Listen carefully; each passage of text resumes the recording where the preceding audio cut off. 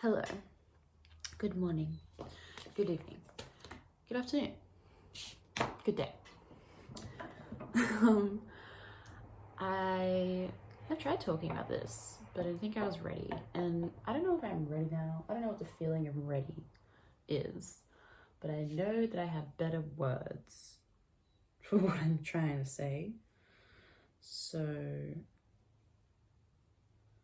I want to talk about self-abandonment by way of like when you're processing pain and hurt. And I guess I want to I guess it's pretty obvious all that this is my subjective perspective. And like pain makes you subjective, so everyone's going to be different, everyone's going to have different experiences, everyone's going to handle things differently. But there's just, Saturn went direct. Some big comic lessons that everyone's learning, I'm sure.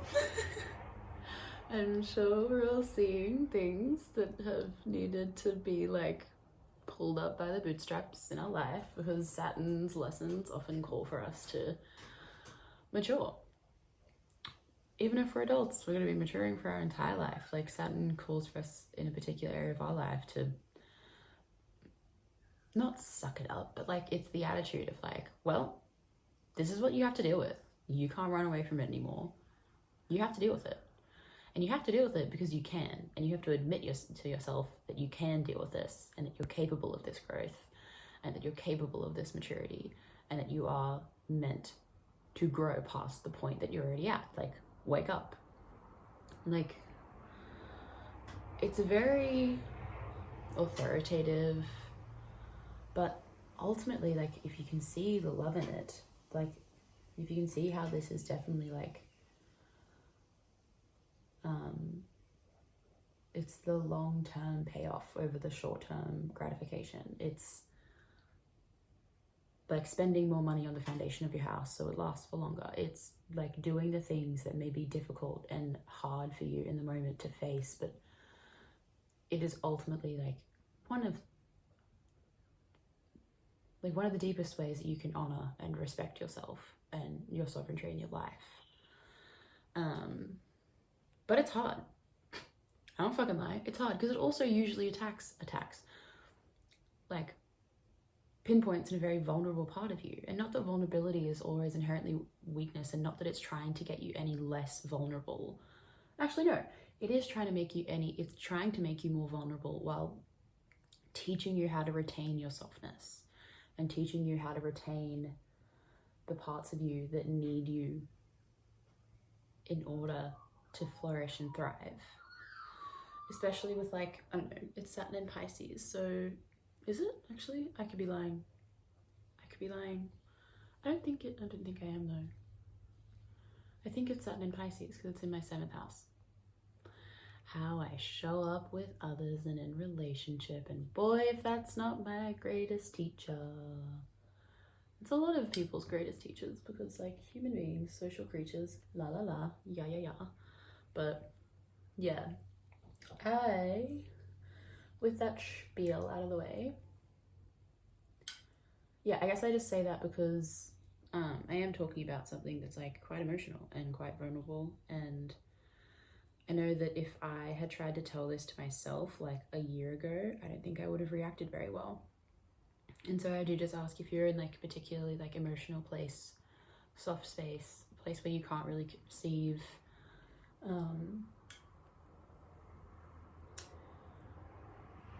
like other people's ideas of how to handle their vulnerability, I don't know, like just take a minute to like check in with where you're at.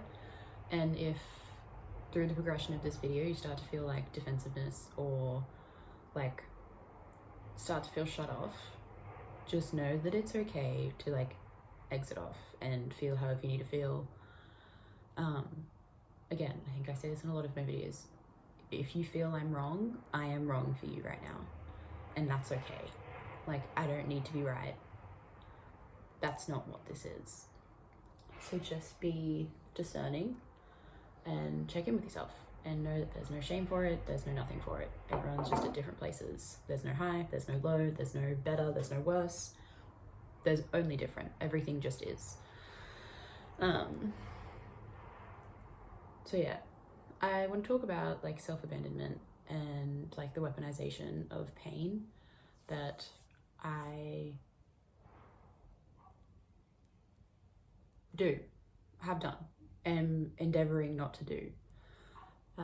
But I am a human. So it's also been an exercise in like giving myself some space and time and some grace. Funny. In dealing with all of this,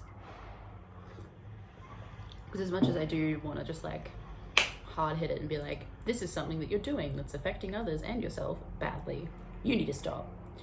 There is that, but there is also like the layers of why this even came about in my person, and those are all very sensitive, so it's a scale. Yeah, so self-abandonment and weaponization of pain. Oof. And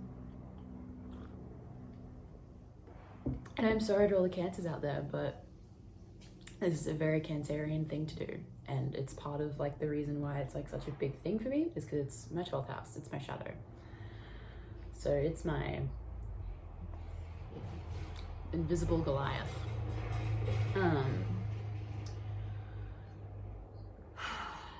I've been becoming more and more aware of it, like honestly, since the beginning of this year. I wish I could say longer, because I can sit, and now that I've realized it, I can sit and reflect and like see it in myself for longer, and like see the little bits of like awareness that I had in those moments, but then still chose to like side with my pain, because that's ultimately what it feels like I'm doing in those moments. And I guess I should give you like an idea of what these moments are. It's typically when I've been hurt by someone. And it could be intentional, it could be unintentional. 9 times out of 10 it's unintentional. And I will usually be by myself, like trying to understand how I feel and processing my hurt and processing the situation. And the way that I exhibit this behavior that's not great is that I will think it is my God-given right, because I'm in pain and because it usually feels so overwhelming. Like I know how to feel it, and I'm crying. I go through like waves. Like I go through my initial wave of feeling it and being in the wave. And I guess some of this language is going to be mixed between like reflective and present. But I feel so overcome with my situation, and I feel so disempowered. But that's not how I guess I recognize it in the moment. Like I'm looking back, I'm like, that's like, I feel out of control. Like I feel like I'm in the chaos, and because I am. And I don't know what to do. I know the things that I should do to help myself, but they all seem so fucking useless in that moment. Like when my heart is breaking and I feel betrayed and I feel dirty and gross and wrong, what the fuck is going on a happy little walk gonna do to me? What is eating a healthy dinner gonna do for me? Like, and to be real, lots. But in those moments, they seem fucking like bullshit. It's like, I'd rather put a pin in it. And what, after like typically either like from a couple hours to like a day, I don't really last much longer than that. My body, my brain, my heart, everything wants to find a way to get out of it. I want to not feel this anymore. I want to not be in this. I want to be done with it. I want resolution. I don't want just a solution. I want a resolution. I want everything to be done and taken care of and fine. Now, the circumstances that this kind of urgency is usually brought out in, it's not just like when a friend cancels 30 minutes after they're supposed to meet me and I get a little bit sad and like a little bit like, oh, that's upsetting. And I'll give it a couple hours and I'll message them and be like, damn, like I was really excited to see you. I totally get why like you can't come. That's all good. Do you want to reschedule?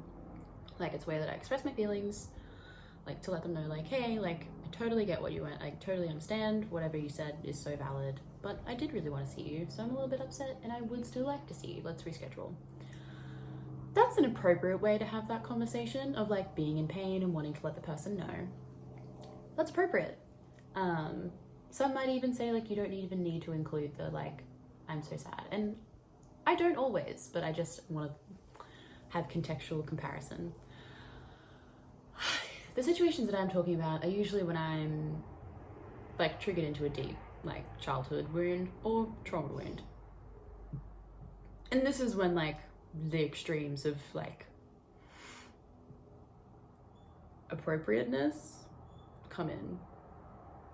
Because these kinds of wounds fuel you with a sense of urgency, because I guess it's your nervous system and everything just kind of feels exhausting, overwhelming, encroaching. And there's this feeling of you don't consciously think I'm gonna die if I don't get this resolved, but there's this feeling of I will not rest and my life will not return to normal until this feels resolved. And that's not just normal pain. And also that kind of pain, that depth of experience probably wasn't triggered solely by the person in the present. It's most likely hitting deeper things. Point of mentioning that is, at that point, I'm able to see and like reflect that right now, like I stop being able to believe or trust or think or feel like I can deal with myself. And this justification comes into my head of like, I wouldn't even be in this state if it wasn't for this person that hurt me. Like, so there begins this like denial and this othering of my reality and my situation and my experience. And I start to reject myself. I start to abandon myself, and I start to disempower myself by believing that the only way that I'm going to get out of the situation, the only way that I'm going to feel good, the only way that any of this is going to be resolved is if I go to the person that hurt me, let them know that I'm hurt, and expect them to fix it. And even those words just coming out of my mouth, all of like, you know, people talk about this in like self-help all the time. Like, I don't know, I just feel like there's so much social discourse around like how wrong this is. And I feel like even I've known it at points in my life, but this has just been such a blind spot for me because my emotional state justifies it all. My emotions in that moment are the most important thing to me. They are the most, like, they are the thing that is the front and foremost thing of my experience. They are demanding all of my action, all of my attention, all of my priority. That it doesn't matter. It doesn't matter the words I say. It doesn't matter the action that I take. It doesn't matter what I do, as long as I feel like better at the end of it. As long as I am coddled, as long as I am soothed, as long as I am made to be okay again. And that sounds really entitled, and that sounds really selfish, and that sounds really immature, and that sounds really childish. And that's why I say it's this Cancerian thing. It is the sign, it's the way, like, I'm not saying this Cancers are all like this, but this is a very Cancerian quality. The sign that first encounters emotions, the sign that first encounters what it is to feel pain, doesn't always know how to hold it. And this isn't saying that Cancers can't grow to be some of the most empathetic and nurturing people that walk this planet. But in a Cancerian's development, and a lot of the time a Cancerian's downfall, is when they feel emotions. And if it's something overwhelming, even if it's something happy, that is their present state, that is their present being, and it's hard pressed to pull them out of it. Unless there's like, I don't know, there's probably some like contingencies. I don't know. It's my shadow. I'm only really just figuring it out. But yeah, it's not good. It's also the cog that if they're okay emotionally, it allows them to be empathetic. It allows them to completely step into somebody's experience of just like, oh, this is how you're feeling. I feel like I can experience that alongside of you. So I'm not just going to I don't want to just sit here and attack Cancerians. I just want to make that clear. But yeah, this is my experience of it. And I bring in astrology because it kind of gives me a lens of like my steps moving forward, which is like always the medicine of the sister. So the medicine of Capricorn, which is Saturn. And it's that very authoritative thing that I was talking about before, like that I understand that this thing, what you're going through is very hard and you're feeling a lot, but you, for your own sense of well-being and sense of self, need to do better. You need to start taking care of yourself. Because in these moments where I self-abandon and I put all of the power, I disempower myself, I put all of the resolution, I put all of what feels like my lingering sanity onto this other person having to come in and take complete responsibility for what they're doing, completely empathize with me, completely see my side of the story, completely put my feelings first before theirs, and apologize, make it right, and bend to my will, essentially. Which, obviously I'm not thinking all of that consciously, but that is what this action ultimately demands. And it's not okay. It's not okay because as empowering as I can tell myself that it feels in the moment of like, I'm, like everyone has so much issue with feeling their feelings nowadays. And like, babes, I don't. At least not initially. But this is when feeling my feelings does become a problem because I no longer, because they feel so painful, I no longer want to take responsibility for them, and I no longer want to accept them as my experience that I have to be responsible for, because I believe that somebody else caused this, and that might even be all well and good and true, but that doesn't mean I get to weaponize this pain. And that doesn't mean, even if somebody caused my suffering, and in a perfect world it would be great if they could just take responsibility for it, and I'm sure they could if I came to them once I was regulated, but I can't come to someone in the midst of a trauma response and place my entire weight onto them, especially when the person that has put me through the pain.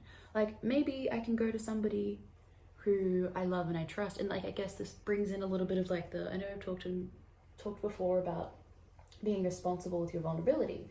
This is a moment where I can maybe go to a friend or my therapist. If I am in this triggered state, I can go to somebody unrelated to the issue who I know can give me that, who in that moment probably could put my emotional state in the center of whatever interaction we're having, and give me whatever sympathy, whatever empathy, whatever nurturing I need.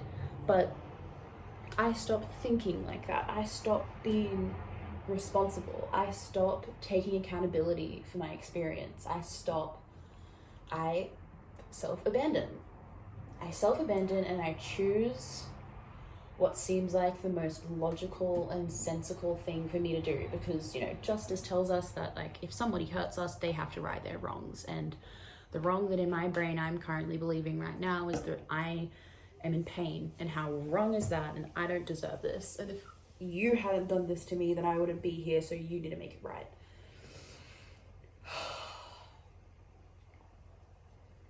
And I'll go a step further, and it's I don't just express my feelings to people. Sometimes I do, but it depends how hurt I feel by you. I had to see a really ugly part of myself come out earlier this year, which was that,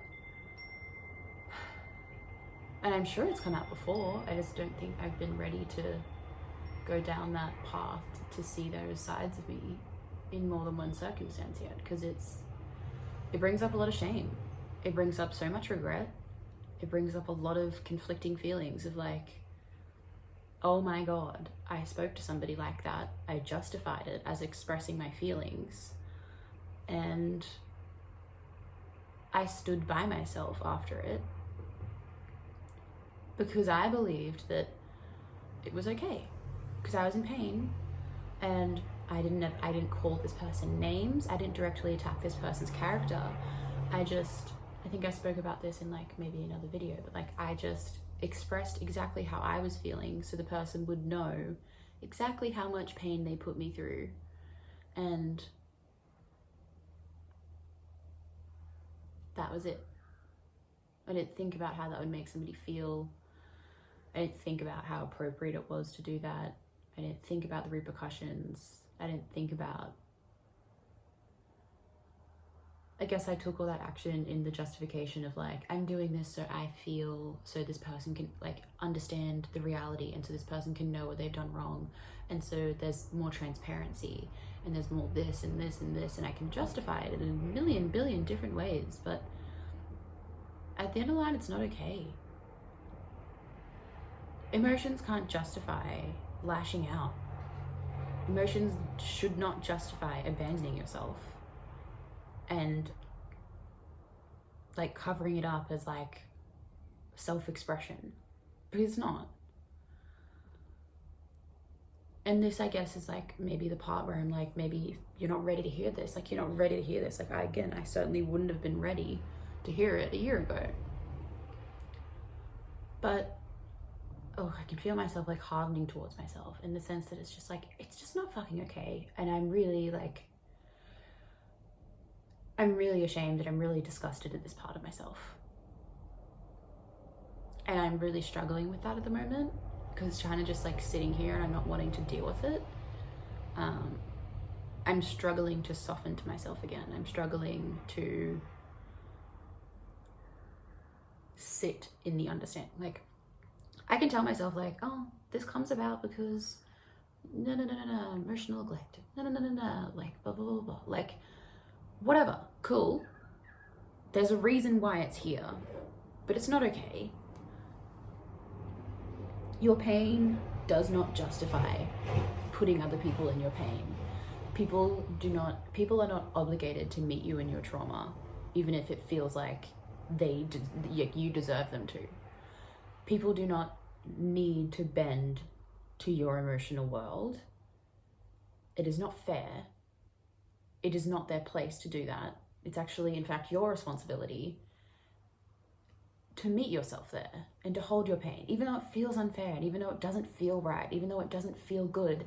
It doesn't mean you have to do it alone, but it does mean that in those moments where I want to denounce any responsibility for myself and my well-being, and I just want to be able to be in pain and wallowing and complaining and crying, and I don't want to take care of myself, and I don't want to do good things for me, and I don't want to do this, and I don't want to do that, and all I want to do is find resolution and have this all be over. Like, it means that in those moments, I need to be the one to meet myself there. I need to be the one to find solutions. Solutions won't always be resolutions, but solutions does mean I do need a journal. I do need to do, and like, look, some of the times I do, sometimes I journal, sometimes I talk to friends, and sometimes it doesn't feel like enough, and then I still slip into that like, no, I'm going to take my problem to the source, and that's how it's all going to be fixed. That is just never the answer when I'm in a state of dysregulation. And I'm not saying it's never the answer always, but I'm saying that conversation, the conversation of, hey, I felt like the thing that you did, I felt really hurt by it. Like, not good, no comprendo. I would like to talk about it, and I would like to maybe see it from your perspective, blah, blah, blah. That conversation, all of those words, that perspective can only come post-regulation, post that initial wave of being in your chaos and in your feelings and in your feminine. That conversation is not what needs to bring you to regulation. And I think that's what in my head, like in my head, I'm dysregulated and I'm like in shit. And I'm like, oh, this conversation will fix everything, because that conversation does fix everything. That conversation is the resolution, but my brain forgets. It allows me to forget that like my part in receiving that conversation is to get myself to the capacity that can have it. And I forget that all the time. And like I said, it's a process of self-abandonment and falling into some pretty dangerous immaturity with my handling of my own emotional experience.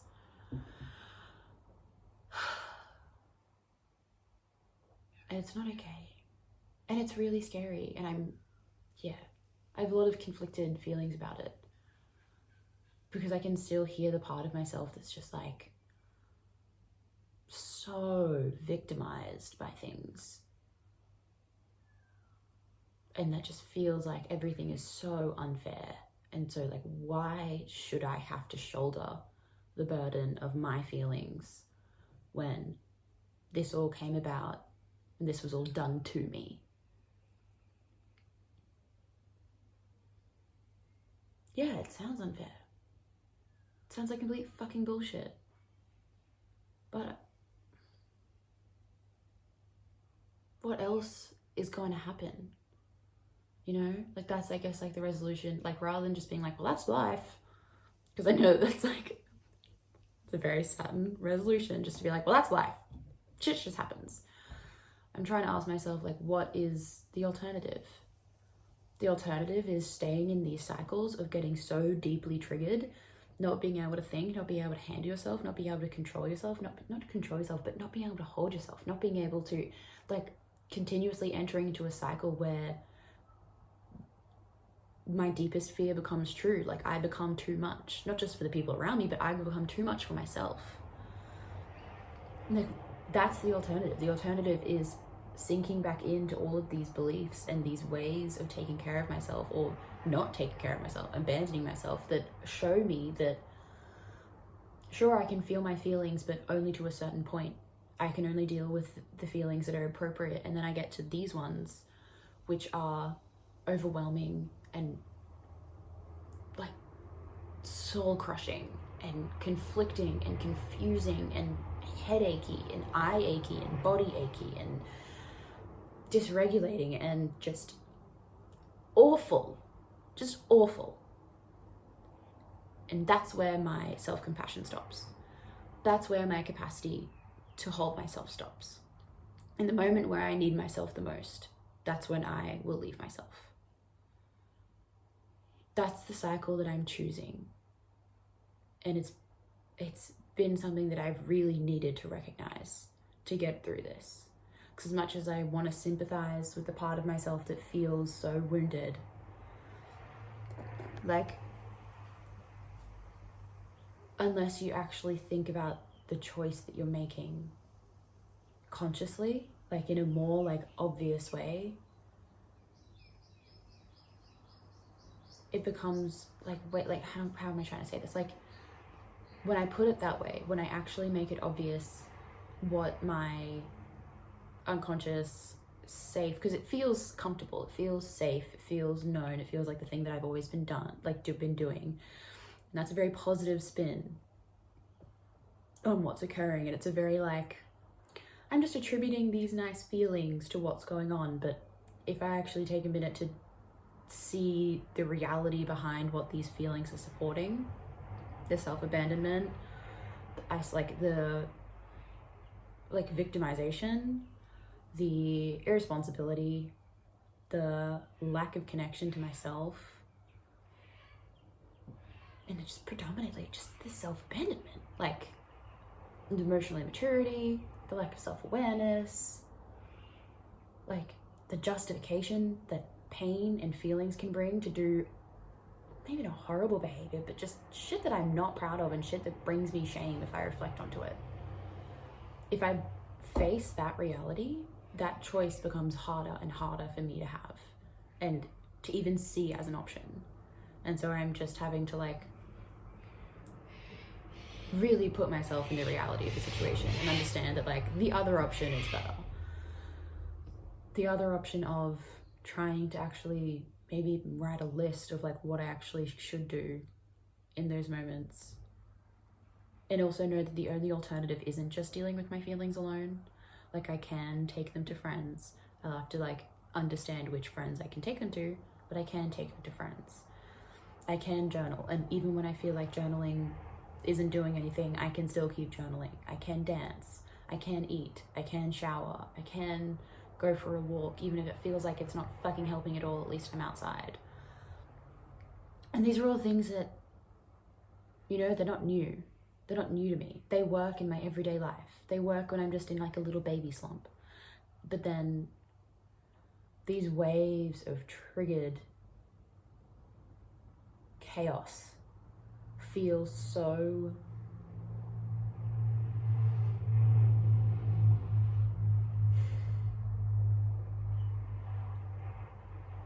I don't even know how to explain it. It just feels like I'm in a state that, like, why would any other thing that has helped me on day to day, how the it feels like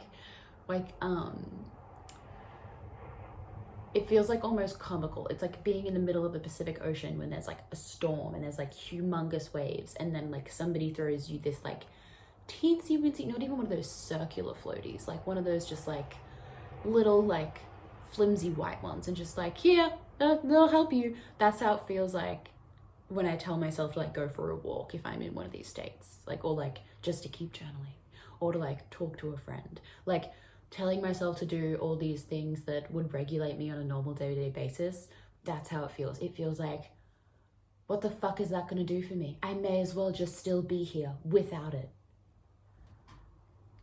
But I need to understand and realize that, like, it's not. It's better than nothing. It is better than nothing. And the more of them that I do, the more floaties I'll have.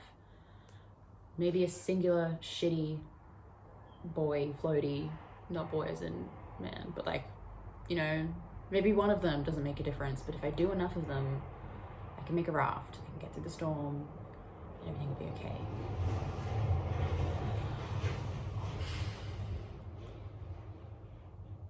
Anyway. Saturn, baby.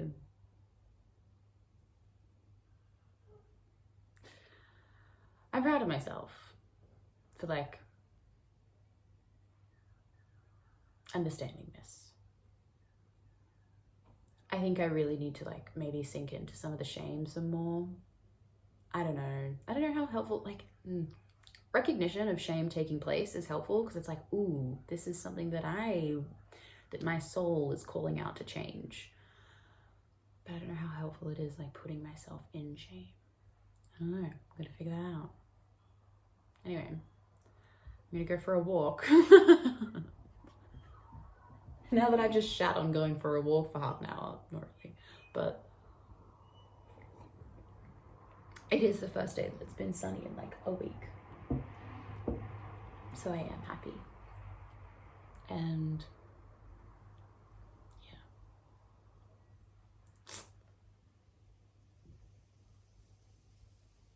The weekend was rough. I'll say it. I hope you guys have been okay. I hope this didn't trigger you too much. I hope it makes sense. Also, if you're not the person that's in it, I hope you can maybe understand a little bit if this has ever been done to you. You have every right to like feel like discombobulated by it if somebody just like either like lashes out at you in person or like lashes out. I don't want to, because look at the root of it. If it gets bad enough, like it can be quite abusive. It's this kind of mentality can justify abuse. And I really hope I've never gotten to that level. I don't think I have. But it's pretty serious.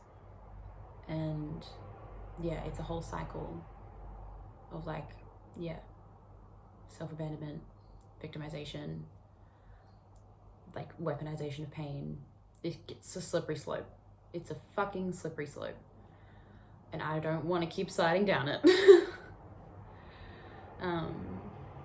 I just say that because I was about to be like, maybe you can understand where this person's coming from. And now that I realize, I'm like, you can definitely probably understand where this person's coming from 9 times out of 10. But it doesn't mean you have to accept that behavior. And it doesn't mean that you should accept that behavior. It doesn't make it okay.